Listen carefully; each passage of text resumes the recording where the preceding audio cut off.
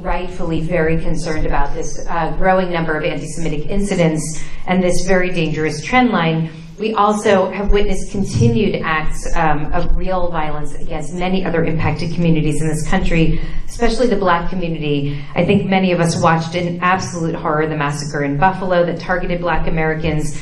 We know that the rise of anti-Black hate crimes is really something that we're very, very concerned about, both in Los Angeles and around the country. We've also seen a flourishing of anti-Asian, of anti-immigrant, of anti-trans violence throughout the country. All of this while we continue as a country to fail to counter the gun epidemic, leaving weapons of war easily accessible in nearly every city in this country. All of these are things that we're going to be speaking about this evening. And even more important than the numbers, we know that each time one of these hate crimes occurs, like the attack in Pittsburgh, there is a deep reverberative trauma that tears through the community and ripples out beyond the community. And one of the things I was thinking about as I watched the film, both in preparation for tonight and again tonight, is that when the Walmart shooting happened, all of the people who were survivors of the previous mass shootings once again experienced the trauma. As we know is happening with every one of these mass shootings, there's again a repetition of the trauma in the system.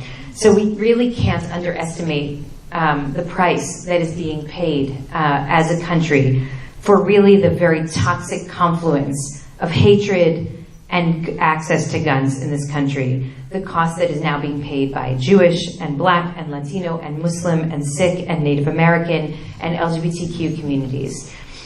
The question for us tonight is what we can do about it. What can we do so that we collectively can be stronger than hate? So we're going to talk about the film specifically with the resonances that might echo here in Los Angeles and how each of our really extraordinary leaders here envisions building alliances and structures that will address anti-Semitism, racism, and gun violence. Our objective tonight is to transform some of the horror and terror that we experience when we're witnessing a film like this and really being reminded of the terrible trauma that we experience into a sense of power, a sense of hope, and a real sense of possibility. We're so blessed to have some of our most extraordinary leaders join us for this incredible conversation.